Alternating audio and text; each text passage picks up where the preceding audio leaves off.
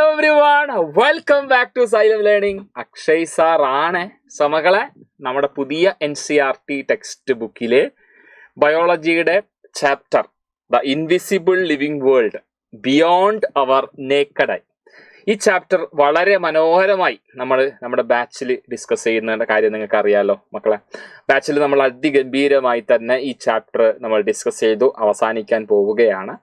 So ബാച്ചിലേക്ക് ഇനി ആരെങ്കിലും join ചെയ്യാൻ ബാക്കിയുണ്ടെങ്കിൽ തീർച്ചയായിട്ടും നിങ്ങൾ ബാച്ചിലേക്ക് ജോയിൻ ചെയ്യണം. അപ്പോൾ താഴെ കാണുന്ന സ്ക്രോൾ നോക്കി ആ സ്ക്രോളിലെ നമ്പറിൽ കോൺടാക്ട് ചെയ്ത് തീർച്ചയായിട്ടും നിങ്ങൾ അഡ്മിഷൻ ഉറപ്പുവരുത്തണം. സോ ആ ഒരു ചാപ്റ്റർ വളരെ മികച്ച രീതിയിൽ തന്നെയാണ് നമ്മൾ ബാച്ചിലേക്ക് കൊണ്ടുപോകുന്നത്. ഒരു സെപ്പറേറ്റ് പാർട്ടുകളായിട്ട് വളരെ വ്യക്തമായി തന്നെ നമ്മൾ അതിലെ ഓരോ കാര്യങ്ങളും ഡിസ്കസ് ചെയ്തുകൊണ്ട് തന്നെയാണ് നമ്മൾ മുന്നോട്ട് പോയിട്ടുള്ളത്. സോ ഈ ഒരു ചാപ്റ്ററിലെ പ്രധാനപ്പെട്ട 5 ചോദ്യങ്ങൾ നമുക്കൊന്ന് പരിചയപ്പെട്ടാലോ. നമ്മുടെ കണ്ണുകൊണ്ട് കാണാൻ സാധിക്കാത്ത ലോകത്തെ നമ്മൾ കാണുന്നു മൈക്രോസ്കോപ്പ് ഉപയോഗിച്ചുകൊണ്ട്, അല്ലെ മക്കളെ? അത് തന്നെയാണ് ചാപ്റ്റർ ഉദ്ദേശിക്കുന്നത്. Invisible living world. Living world means living organism, very very small living organism. നമുക്ക് കണ്ണുകൊണ്ട് കാണാൻ സാധിക്കാത്ത ലിവിങ് ഓർഗാനിസം, മൈക്രോ ഓർഗാനിസത്തെ കുറിച്ചൊക്കെ നമ്മൾ പഠിക്കുന്ന ഒരു രസകരമായ ഒരു ചാപ്റ്റർ.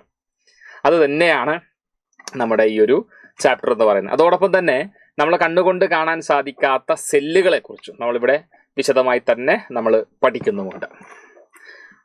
ആ ചാപ്റ്റർ പേര് പറഞ്ഞ പോലെ the invisible living world beyond our naked eye. നഗ്നനേത്രങ്ങൾ കൊണ്ട് കാണാൻ സാധിക്കാത്ത വിധത്തിലുള്ള വളരെ ചെറിയ ഒരു ലോകത്തെ, വലിയ ലോകത്തെ നമ്മൾ പരിചയപ്പെടാൻ വേണ്ടി പോവുകയാണ്. സോ ഇതിലെ പ്രധാനപ്പെട്ട 5 ചോദ്യങ്ങൾ ഉൾപ്പെടുത്തിയിട്ടുള്ള ഒരു സെഷനാണ് നിങ്ങൾ ഈ കണ്ടുകൊണ്ടിരിക്കുന്നത്. സോ തീർച്ചയായിട്ടും വീഡിയോ ആദ്യം മുതൽ അവസാനം വരെ നിങ്ങൾ എല്ലാ മക്കളും കൃത്യമായി കണ്ടുകൊണ്ട് കോൺസെപ്റ്റുകൾ കൃത്യമായി പഠിച്ചുകൊണ്ട് എന്ത് ചെയ്യണം, മുന്നോട്ട് പോകണം. അതോടൊപ്പം തന്നെ വീഡിയോ ഹെൽപ്ഫുൾ ആണെന്ന് തോന്നുകയാണെങ്കിൽ തീർച്ചയായിട്ടും നിങ്ങളുടെ ഫ്രണ്ട്സിലേക്ക് കൂടി ഈ വീഡിയോ തീർച്ചയായിട്ടും നിങ്ങൾ ഷെയർ ചെയ്യുമെന്ന വിശ്വാസത്തോടു കൂടി തുടങ്ങുന്നു. ഒന്നാമത്തെ ചോദ്യത്തിലേക്ക് കടക്കാം. ഇതാണ് നമ്മുടെ ഒന്നാമത്തെ ചോദ്യം. എല്ലാവരും ഒന്ന് ശ്രദ്ധിക്കുക. ഒന്നാമത്തെ ചോദ്യം ഒന്ന് ശ്രദ്ധിക്കാം. എന്താ ചോദ്യം? എല്ലാവരും ഒന്ന് വായിക്കാം. ഹൗ ഡു റൈസോബിയം എന്ന bacteria help in improving soil fertility? അപ്പോൾ ക്വസ്റ്റ്യൻ ഒന്ന് നോക്കാം. അപ്പോൾ ക്വസ്റ്റ്യനിൽ മെയിൻ ആയിട്ടുള്ള കീവേഡ്സ് നമ്മളൊന്ന് നോക്കുകയാണ്. മെയിൻ കീവേഡ്സ് ഒന്ന് റൈസോബിയം ബാക്ടീരിയം എന്ന് പറയുന്ന ഒരു കീവേഡ് വന്നിട്ടുണ്ട്. പിന്നെ ഇംപ്രൂവിങ് സോയിൽ ഫെർട്ടിലിറ്റി. അപ്പൊ നമുക്ക് ഇവിടെ ക്വസ്റ്റ്യൻ നിന്ന് തന്നെ മനസ്സിലാവുന്ന ഒരു കാര്യം എന്താ? റൈസോബിയം എന്ന ബാക്ടീരിയം എന്തിന് സഹായിക്കുന്നുണ്ട്? സോയിൽ ഫെർട്ടിലിറ്റിക്ക് സഹായിക്കുന്നുണ്ട്. ചോദ്യം എങ്ങനെ എന്നുള്ളതാണ്, ഹൗ എന്നുള്ളതാണ്. അപ്പൊ നമ്മൾ ആദ്യം മനസ്സിലാക്കേണ്ടത് റൈസോബിയം ബാക്ടീരിയം എവിടെ കാണുന്നു എന്ന് നിങ്ങൾ മനസ്സിലാക്കണം. ഓക്കെ, അത് എവിടെ കാണുന്നു? നിങ്ങൾ ഇവിടെ കാണുന്നത് ലെഗ്യൂമിനസ് പ്ലാന്റിന്റെ റൂട്ടാണ്. ലെഗ്യൂമിനസ് പ്ലാന്റ് എന്ന് പറഞ്ഞാൽ പയറുവർഗ്ഗങ്ങളാണ്. ബീൻസ്, പീസ്, അതുപോലെ തന്നെ എല്ലാത്തരം ലെൻറ്റിൽസ്, ഇതിലൊക്കെ വേരുകളിൽ സൂക്ഷിച്ചു നോക്കിക്കഴിഞ്ഞാൽ നമുക്ക് കുറെ തടിപ്പ് അല്ലെങ്കിൽ തിണർപ്പുകൾ കാണാൻ സാധിക്കും. ഒരു തടിച്ച് വീർത്തിരിക്കുന്ന ഭാഗങ്ങൾ കാണാം. ഇതിനെ തന്നെയാണ് നമ്മൾ റൂട്ട് നൊഡ്യൂൾസ് എന്ന് വിളിക്കുന്നതും. എന്താ വിളിക്കുക നമ്മൾ? അതിനെ നമ്മൾ വിളിക്കുന്നത് റൂട്ട് നൊഡ്യൂൾസ് എന്നാണ് വിളിക്കുക. റൂട്ട് നൊഡ്യൂൾസ് എന്ന് വിളിക്കും. ആ റൂട്ട് നൊഡ്യൂൾസിൽ കാണപ്പെടുന്ന ബാക്ടീരിയമാണ് റൈസോബിയം. അത് നിങ്ങൾ ആദ്യം മനസ്സിലാക്കണം. റൈസോബിയം എവിടെ കാണുന്നത്? They live in root nodule of leguminous plant. കണ്ടോ മക്കളെ? Live in the root nodule of leguminous plant. അപ്പോൾ ആ കൺഫ്യൂഷൻ മാറാനായി ലെഗ്യൂമിനസ് പ്ലാന്റ് എന്താണെന്ന് കൊടുത്തിട്ടുണ്ട്. Like beans, peas, lentils etcetera.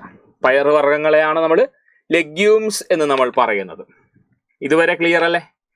ഇനി ചോദ്യത്തിലേക്ക് കടന്നിട്ടില്ല. ചോദ്യം എന്ന് പറയുന്നത് എങ്ങനെ rhizobium bacterium improving soil fertility എന്നാണ് ചോദിച്ചിരിക്കുന്നത്. ഇപ്പൊ റൈസോബിയം എവിടെ കാണുന്നു എന്ന കാര്യം നമ്മളിപ്പോൾ ഓൾറെഡി മെൻഷൻ ചെയ്ത് കഴിഞ്ഞിരിക്കുന്നു.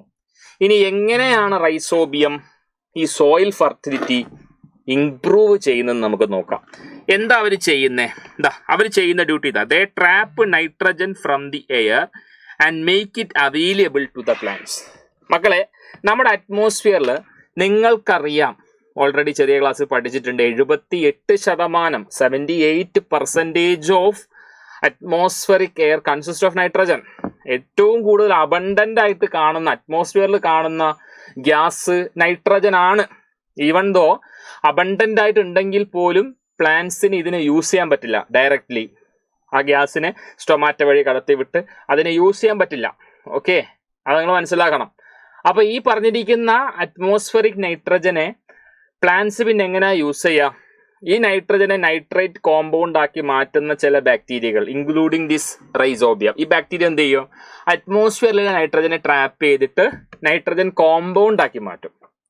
എന്താക്കി മാറ്റും മക്കളെ? നൈട്രജൻ കോമ്പൗണ്ട് ആക്കി മാറ്റും. നൈട്രൈറ്റും നൈട്രേറ്റും ഒക്കെ ആയിട്ട് മാറ്റും. ഇതിനെ എന്ത് ചെയ്യും? ഇത് നമ്മുടെ നൈട്രേറ്റ് അല്ലെങ്കിൽ ഈ പറഞ്ഞിരിക്കുന്ന കോമ്പൗണ്ട് ആക്കി കഴിഞ്ഞാൽ നമ്മുടെ പ്ലാന്റ്സിന് ഈസി ആയിട്ട് എന്ത് ചെയ്യാൻ വേണ്ടി പറ്റും? അബ്സോർബ് ചെയ്യാൻ വേണ്ടി പറ്റും. അപ്പൊ സോയിലില് ഈ പറഞ്ഞിരിക്കുന്ന നൈട്രജൻ കോമ്പൗണ്ടിനെ ഉണ്ടാക്കിയെടുക്കാൻ ഇത്തരം ബാക്ടീരിയകൾ സഹായിക്കുന്നു. So thereby soil fertility improve ചെയ്യാൻ റൈസോബിയം എന്ന ബാക്ടീരിയം ഹെൽപ്ഫുൾ ആവുന്നു എന്നതാണ് നിങ്ങൾ ഇവിടെ ആൻസർ ആയിട്ട് നിങ്ങൾ എന്ത് ചെയ്യേണ്ടത് കുട്ടികളെ കൊടുക്കേണ്ടത്. Which improve soil fertility naturally. നമ്മളൊന്നും ആഡ് ചെയ്യേണ്ട കാര്യമില്ല, കണ്ടോ? നമ്മളൊന്നും ആഡ് ചെയ്യേണ്ട കാര്യമില്ല. ഫെർട്ടിലിറ്റി എന്ത് ചെയ്യും? ഇംപ്രൂവ് ആയിക്കോളും. Farmers use crop rotation with legumes to enrich soil without chemical fertiliser. അതാണ് ഞാനിപ്പോൾ പറഞ്ഞത്. ക്രോപ്പ് റൊട്ടേഷൻ എന്ന് പറയുന്ന ഒരു ടേം നിങ്ങൾ ഇവിടെ കേട്ടു.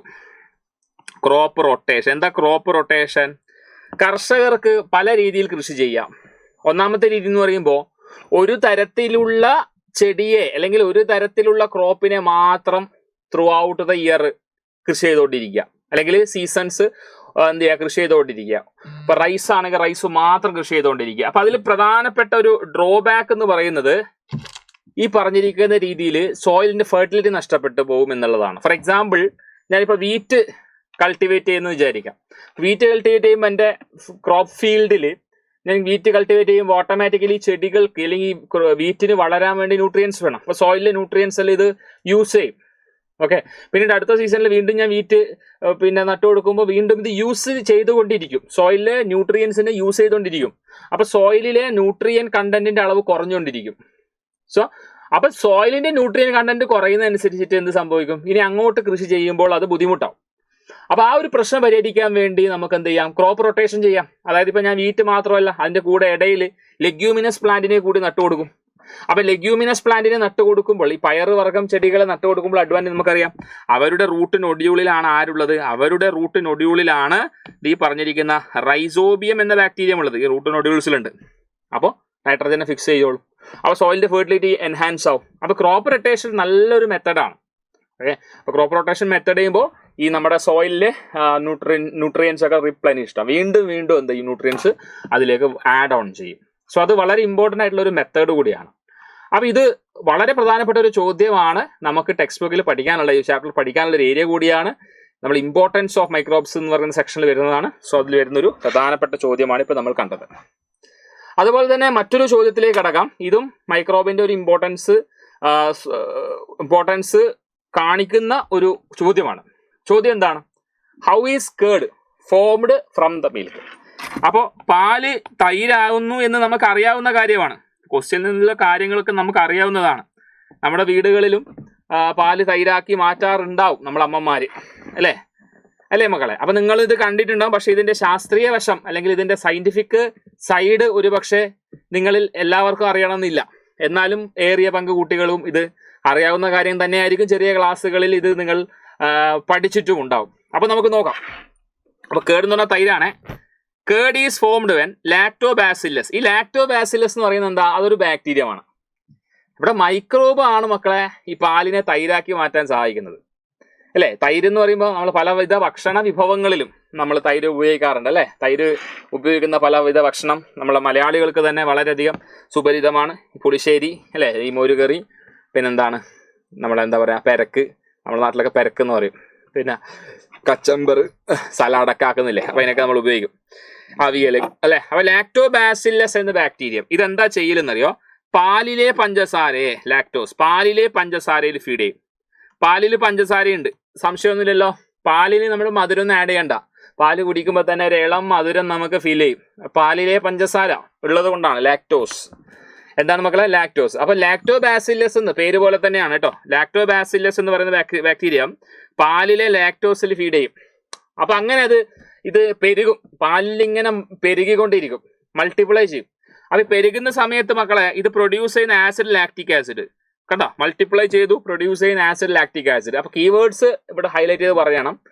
ലാക്റ്റിക് ആസിഡ് പ്രൊഡ്യൂസ് ചെയ്യും. അതുകൊണ്ട് എന്താ ഈ ലാക്റ്റിക് ആസിഡ് എന്ത് ചെയ്യും, പാലിനെ ഫെർമെന്റ് ചെയ്യിക്കും. എന്ത് ചെയ്യും, ഫെർമെന്റ് ചെയ്യിക്കും. അപ്പൊ പുളിപ്പ് ഉണ്ടാവും. ആസിഡ് അല്ലേ, ആസിഡിന്റെ നേച്ചർ ആസിഡ് പുളിപ്പുണ്ടാവും അല്ലെ. അപ്പൊ ഈ പാലിനെ പുളിപ്പിക്കും. അങ്ങനെ അതെന്താവും, തിക്കാവും. കൊയാഗുലേഷൻ സംഭവിക്കും, അത് കട്ടിപിടിക്കും, തിക്കായിട്ട് മാറും. അപ്പൊ അതാണ് തൈരായി മാറുന്നത് കേട്ടോ. അപ്പൊ ഇവിടെ ഏതൊക്കെ സാഹചര്യമാണ് ഈ തൈരിന്റെ ഫോർമേഷന് സഹായിക്കുന്നത്? Conditions help bacterium to grow. ഈ ലാക്ടോബാസിലസ് ബാക്ടീരിയക്ക് വളരാനുള്ള കണ്ടീഷൻസ് എന്ന് പറയുന്നത് ഒന്ന് ഈ പിന്നെ കുറച്ചൊരു വാംത്തൊക്കെ കിട്ടുമ്പോഴാണിത്, ചെറിയൊരു വാംത്തൊക്കെ കിട്ടുമ്പോൾ നല്ല രീതിയിൽ തന്നെ എന്ത് ചെയ്യും, ഇത് മൾട്ടിപ്ലൈ ചെയ്ത് പോകാറുണ്ട്. കണ്ട, സ്പീഡ് അപ്പ് ദ പ്രോസസ് കണ്ട. വാം കണ്ടീഷൻ ഉണ്ടെങ്കിൽ ബാക്ടീരിയക്ക് വളരാനും പെട്ടെന്ന് തന്നെ ഇത് സ്പീഡ് ആവാനും സാധിക്കും. ഓക്കെ അല്ലേ. ഇത് വളരെ വളരെ നിങ്ങൾക്ക് എല്ലാവർക്കും പരിചിതമായ ഒരു ഏരിയ ആണ്. നിങ്ങൾക്ക് എല്ലാവർക്കും നിങ്ങളുടെ വീട്ടുകളിൽ തന്നെ ചെയ്യാനും നിങ്ങൾ കണ്ടിട്ടുള്ളത് കൊണ്ട് തന്നെ ഇതിൽ വലിയ ബുദ്ധിമുട്ടൊന്നുമില്ല. ആകെ ഓർത്ത് വെക്കേണ്ടത് ഇവിടുത്തെ ബാക്ടീരിയത്തിന്റെ പേര് ലാക്ടോബാസിലസ് എന്ന ബാക്ടീരിയമാണെന്ന് ഓർത്ത് വെക്കണം മക്കളെ. പിന്നെ ഓർത്ത് വെക്കേണ്ടത് ഇതെന്താ ചെയ്യുക, ഇത് മിൽക്കിലെ ഷുഗറായ ലാക്ടോസിൽ ഫീഡ് ചെയ്യും അല്ലേ മക്കളെ. എന്നിട്ട് ഇത് ഡിവൈഡ് ചെയ്യും അല്ലെ, മൾട്ടിപ്ലൈ ചെയ്യുന്നുണ്ട്, ലാക്റ്റിക് ആസിഡ് പ്രൊഡ്യൂസ് ചെയ്യുന്നുണ്ട്, കൊയാഗുലേഷൻ സംഭവിക്കും അല്ലെ, ഫെർമെന്റേഷൻ നടക്കുന്നുണ്ട്. ഇവിടെ ലാക്റ്റിക് ആസിഡ് ഫെർമെന്റേഷൻ എന്നാണ് ഇതിന് പറയാം കേട്ടോ. ഈ ഫെർമെന്റേഷനെ വിളിക്കുന്നത് ലാക്റ്റിക് ആസിഡ് ഫെർമെന്റേഷൻ എന്നാണ്. Lactic acid fermentation. ഓക്കെ, അങ്ങനെ പാല് തൈരായി മാറും. ഓക്കെ, ഇത് നല്ലൊരു ഏരിയ ആണ്, പരീക്ഷയിൽ ചോദിക്കാൻ സാധ്യതയുണ്ട്. ഈ ഒരു ചാപ്റ്ററിൽ പ്രധാനപ്പെട്ട ഒരു ഏരിയ കൂടി ആയതുകൊണ്ട് അതിൽ ആക്ടിവിറ്റി ആയിട്ടാണ് നമ്മൾ ടെക്സ്റ്റ് ബുക്കിൽ കൊടുത്തിട്ടുള്ളത്. സോ അതൊരു ഡയറക്റ്റ് ക്വസ്റ്റ്യൻ ആയിട്ട് നമ്മളിവിടെ പറഞ്ഞതേ ഉള്ളൂ. ക്ലിയർ ആണെന്ന് വിശ്വസിക്കുന്നു. Moving on to the third question. എന്താണ് തേർഡ് ക്വസ്റ്റ്യൻ പറഞ്ഞിരിക്കുന്നത്? ഇത് മറ്റൊരു പ്രധാനപ്പെട്ട ഏരിയ ആണ്. നമ്മുടെ ടെക്സ്റ്റ് ബുക്കിലെ നമ്മുടെ ചാപ്റ്ററിൽ ആക്ടിവിറ്റി തന്നിട്ടുള്ള ഒരു ഏരിയ ആണ്. അതിൽ നിന്നൊരു ഡയറക്ട്ലി ഒരു ക്വസ്റ്റ്യൻ ആയിട്ട് നമ്മളുടെ ചോദിച്ചതേ ഉള്ളൂ. എന്താ ക്വസ്റ്റ്യൻ നോക്കിക്കേ. ഹൗ ഡു ഫ്രൂട്ട്, ശ്രദ്ധിച്ചോ, how do fruit and vegetable peels. അപ്പൊ ഫ്രൂട്ട് ആൻഡ് വെജിറ്റബിൾ പീൽസ് എന്ന് പറയുമ്പോൾ തന്നെ കിച്ചൺ വേസ്റ്റ് ആണിത്. കിച്ചൺ വേസ്റ്റ് ആണ് fruit and vegetable peels, purely organic in nature. Kitchen waste. അതിന് നമ്മൾ എന്താക്കുന്നു, ടേൺ ഇൻ ടു മാനുവർ, ജൈവവളം, മാനുവർ ആക്കി നമ്മൾ കൺവേർട്ട് ചെയ്യാണ്. അപ്പൊ എങ്ങനെയാണ് ചെയ്യുന്നു എന്നാണ് ഫസ്റ്റ് ക്വസ്റ്റ്യൻ. 2 ക്വസ്റ്റ്യൻസ് ഉണ്ട് ഇവിടെ. പ്രത്യക്ഷത്തിൽ നമ്മൾ തേർഡ് ക്വസ്റ്റ്യൻ ആയിട്ട് ഡിസ്കസ് ചെയ്യുകയാണെങ്കിൽ പോലും ആ ഒരു ക്വസ്റ്റ്യനിൽ 2 ക്വസ്റ്റ്യൻസ് ഉണ്ട് അല്ലെ. ഒറ്റ ക്വസ്റ്റ്യൻ അല്ല, 2 ക്വസ്റ്റ്യനാ. ഒന്ന് ഹൗ ഡു, എങ്ങനെയാണ് ഫ്രൂട്ടും വെജിറ്റബിളും മാനുവറായി മാറുന്നത്. അപ്പൊ fruit vegetable they are organic. അതാണ് ആദ്യം നിങ്ങൾ മനസ്സിലാക്കേണ്ടത്, ദേ ആർ ഓർഗാനിക്. അപ്പൊ ഓർഗാനിക് ആയിട്ടുള്ള സംഗതികളിൽ മൈക്രോബിനെ ആക്ട് ചെയ്യാൻ വേണ്ടി പറ്റും. അതാണ് നിങ്ങൾ ആലോചിക്കേണ്ട കണക്ഷൻ. അതാണ് ഓർഗാനിക് ആണെങ്കിൽ അതിൽ ഡിഗ്രേഡ് ചെയ്യാൻ മൈക്രോബ്സിന് സാധിക്കും എന്നുള്ളതാണ്. ബാക്ടീരിയകൾക്കും ഫംഗസുകൾക്കും അതിനെ ഡീഗ്രേഡ് ചെയ്യാൻ അല്ലെങ്കിൽ അതിൽ ഡീകമ്പോസ് ചെയ്യാൻ സാധിക്കും. Because it is organic.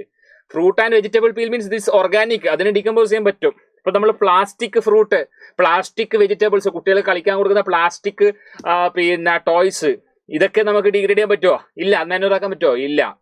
Fruit and vegetable peel being organic, very easy to decompose. അതാണ് അവിടെയാണ് നമ്മൾ ഐഡിയ പോകേണ്ടത്. Fruit and vegetable peel means they are organic. So അവർക്ക് എന്ത് ചെയ്യാൻ പറ്റും, അവിടെ നമുക്ക് മൈക്രോ ഓർഗാനിസത്തിന് ആക്ട് ചെയ്യാൻ വേണ്ടി പറ്റും. Fungus, fungi, bacterium act on plant waste being they are organic. അതാണ് അവിടെ ഉദ്ദേശിക്കുന്നത്. Break it down into simpler substance. ആ ഡികമ്പോസിങ്, കോംപ്ലക്സ് ആയിട്ടുള്ള സാധനങ്ങളെ ബ്രേക്ക് ഡൗൺ ചെയ്ത് സിമ്പിൾ ആയിട്ട് മാറ്റി.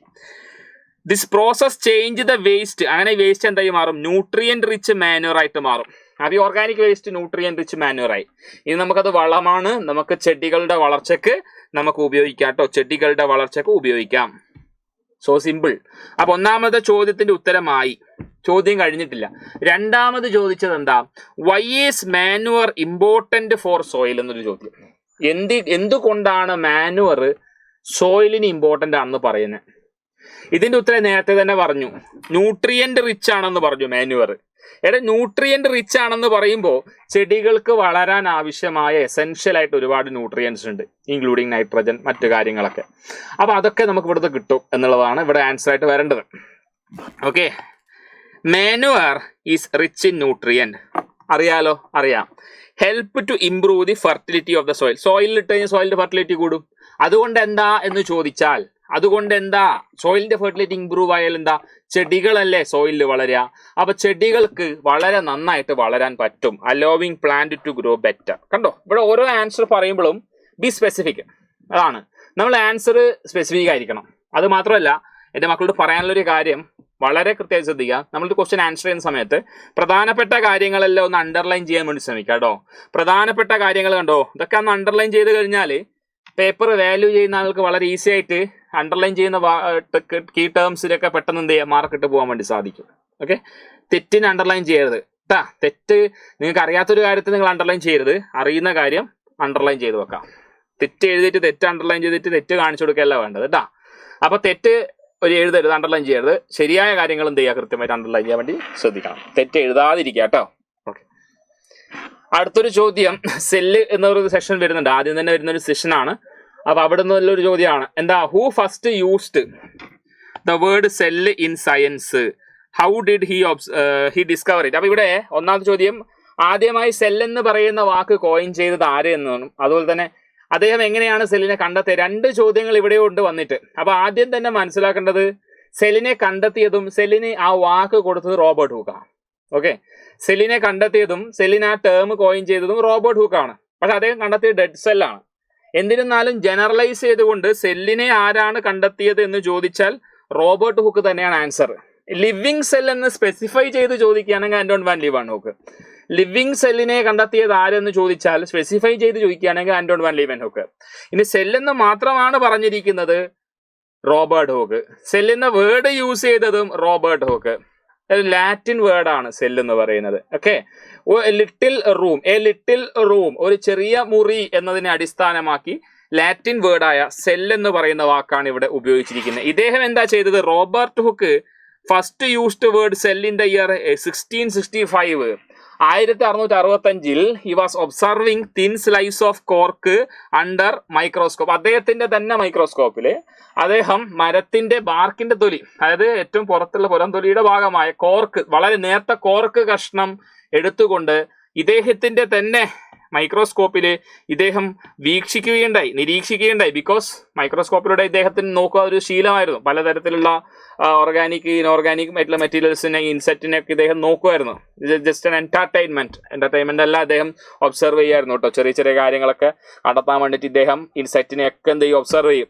അപ്പൊ ഇദ്ദേഹം thin slice of cork observe ചെയ്തപ്പോ ഇദ്ദേഹം എന്ത് കണ്ടെത്തി, ചെറിയത് മെനി സ്മോൾ എംപ്റ്റി സ്പേസ്, കാലിയായ അറകൾ കണ്ടെത്തി. എന്തുപോലെ, ലുക്ക്ഡ് ലൈക്ക് ഹണി കോംബ്. തേനീച്ചയുടെ കൂട്ടിലെ തേനീച്ചകളെല്ലാം പോയി കഴിഞ്ഞാൽ നമുക്ക് എന്ത് കാണാം, ഹണി കോംബ് സ്ട്രക്ചർ കാണാം അല്ലെ. ചെറിയ ചെറിയ അറകൾ, കാലിയായ അറകളാണ്, ഇതിലൊന്നുമില്ല, കാലിയായ അറകൾ കണ്ടു. ഓക്കെ, അതാണ് അദ്ദേഹം സെല്ലെന്നാണ് ടേം ചെയ്തത്. സെല്ലെന്ന് പറയുന്ന വാക്കാണ് അദ്ദേഹം അവിടെ യൂസ് ചെയ്തത്. സെല്ല്, ചെറിയ ചെറിയ മുറികൾക്ക് സമാനമായ സെല്ല് എന്ന് പറയുന്ന വാക്ക് ലാറ്റിൻ വേർഡിൽ നിന്ന് അദ്ദേഹം എടുക്കുകയാണ് ചെയ്തത്. ഓക്കെ ആണോ കുട്ടികളെ? ലാസ്റ്റ് ചോദ്യം നോക്കിക്കേ, എന്താ, who is known as father of microbiology? Why? Father of microbiology Antonie van Leeuwenhoek ആണ്. ആദ്യമായി ലിവിങ് സെല്ല് കണ്ടെത്തിയ, ഒരുപാട് മൈക്രോ ഓർഗാനിസത്തെ പഠന വിധേയമാക്കി, അദ്ദേഹത്തിന്റെ മൈക്രോസ്കോപ്പ് ഉപയോഗിച്ചുകൊണ്ട് ബാക്ടീരിയ പോലുള്ള വളരെ സൂക്ഷ്മമായ ജീവികളെ കണ്ടെത്തിയ, അല്ലെങ്കിൽ കണ്ടതുകൊണ്ട് തന്നെ മൈക്രോബയോളജിയുടെ പിതാവ് എന്നറിയപ്പെടുന്നത് ആന്റോൺ വാൻ ലീവൻ ഹുക്കാണ്. റോബർട്ട് ഹുക്കിന് ശേഷം കുറച്ചുകൂടി മെച്ചപ്പെട്ട മൈക്രോസ്കോപ്പിനെ ഉപയോഗിച്ചുകൊണ്ട്, കുറച്ചുകൂടി ബെറ്റർ ആയിട്ടുള്ള, കൂടുതൽ അഡ്വാൻസ്ഡ് ആയിട്ടുള്ള ലെൻസുകൾ ഉപയോഗിച്ചുകൊണ്ട് അദ്ദേഹം കുറച്ചുകൂടി മൈക്രോസ്കോപ്പിനെ എന്ത് ചെയ്തു, ഡെവലപ്പ് ചെയ്തു. അങ്ങനെ അദ്ദേഹം എന്ത് ചെയ്തു, പല വസ്തുക്കളെ നിരീക്ഷിച്ചു. പോണ്ട് വാട്ടർ നിരീക്ഷിക്കുമ്പോൾ ഒരുപാട് ലിവിങ് മൈക്രോബ്സിനെ അദ്ദേഹം കണ്ടെത്തിയിട്ടുണ്ടായിരുന്നു. Antonie van Leeuwenhoek is known as father of microbiology because he made better lenses. അദ്ദേഹം ബെറ്റർ ആയിട്ടുള്ള ലെൻസസ് ഉപയോഗിച്ചു. ബിൽഡ് മോർ യൂസ്ഫുൾ മൈക്രോസ്കോപ്സ്, കുറച്ചുകൂടി അഡ്വാൻസ്ഡ് ആയിട്ട് മൈക്രോസ്കോപ്പിനെ ബിൽഡ് ചെയ്യാൻ ശ്രമിച്ചു. And was first to clearly see and describe tiny living organism, മൈക്രോസാൻ, വളരെ ചെറിയ ബാക്ടീരിയ, അതിന് ബ്ലഡ് സെൽസ്, ഇതൊക്കെ കണ്ടെത്തി. അതുകൊണ്ടാണ് കേട്ടോ മൈക്രോബയോളജിയുടെ ഫാദറായിട്ട് വിശേഷിപ്പിക്കുന്നു Antonie van Leeuwenhoek. Okay, ready. അപ്പോൾ ഈ ചാപ്റ്ററിലെ പ്രധാനപ്പെട്ട 5 ചോദ്യങ്ങൾ നമ്മൾ ഡിസ്കസ് ചെയ്ത് കഴിഞ്ഞിട്ടുണ്ട്. സോ പറഞ്ഞതുപോലെ തന്നെ നമ്മൾ ബാച്ചിൽ ഇതൊക്കെ നമ്മൾ ഡിസ്കസ് ചെയ്തിട്ടുണ്ട്. ചാപ്റ്റർ ബാച്ചിൽ കഴിയാറായിട്ടുണ്ട്. അപ്പോൾ ആരെങ്കിലും ആയിട്ട് ബാച്ചിൽ ജോയിൻ ചെയ്തിട്ടില്ലെങ്കിൽ ഇപ്പോൾ തന്നെ എന്ത് ചെയ്യുക, സ്ക്രോൾ പോകുന്നുണ്ടാവും, ജോയിൻ ചെയ്യണം.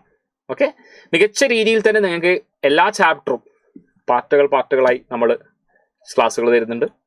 അതുപോലെ തന്നെ അതിൻ്റെ ക്വസ്റ്റ്യൻസ് ഡെയിലി ഉണ്ടാവുന്നുണ്ട്.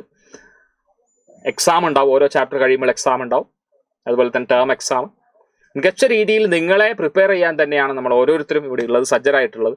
തീർച്ചയായിട്ടും നിങ്ങൾ ഈ അവസരം ഉപയോഗിക്കണം. അതുപോലെ തന്നെ പഴയ NCERT ടെക്സ്റ്റ് ബുക്ക് പഠിക്കുന്ന ചില സ്കൂളുകളുണ്ട്, അവർക്കും പാരലലി തന്നെ നമ്മൾ എന്ത് ചെയ്യുന്നുണ്ട്, ക്ലാസ്സുകൾ പ്രൊവൈഡ് ചെയ്യുന്നുണ്ട്. അവരും അഡ്മിഷൻ എടുക്കുന്ന ഈ നമ്പറിൽ തന്നെ എന്ത് ചെയ്യുക, കോൺടാക്ട് ചെയ്യാം. അപ്പോൾ 2 ക്ലാസ്സുകളും നമ്മൾ പ്രൊവൈഡ് ചെയ്യുന്നുണ്ട്. സൈലത്തെ സംബന്ധിച്ചിടത്തോളം നിങ്ങൾ പുതിയ NCERT ടെക്സ്റ്റ് ബുക്ക് പഠിക്കുന്ന കുട്ടിയായിക്കോട്ടെ, പഴയ NCERT ടെക്സ്റ്റ് ബുക്ക് പഠിക്കുന്ന കുട്ടിയായിക്കോട്ടെ, ഞങ്ങളെ സംബന്ധിച്ചിടത്തോളം നിങ്ങൾ എല്ലാവരും ഒരുപോലെ ഞങ്ങൾ തീർച്ചയായിട്ടും നിങ്ങൾക്ക് വേണ്ടി നിലകൊള്ളുക തന്നെ ചെയ്യും. അപ്പോൾ ഈ ഒരു വീഡിയോ ഉപകാരപ്രദമായിട്ടുണ്ടെങ്കിൽ തീർച്ചയായിട്ടും നിങ്ങളുടെ ഫ്രണ്ട്സിലേക്ക് കൂടി എത്തിക്കുമെന്ന വിശ്വാസത്തോടു കൂടി ഇന്നത്തെ വീഡിയോ നമുക്ക് ഇവിടെ അവസാനിപ്പിക്കാം. മറ്റൊരു അവസരത്തിൽ വീണ്ടും കാണാം. അതുവരേക്കും it's me Akshay signing off. Bye and stay safe.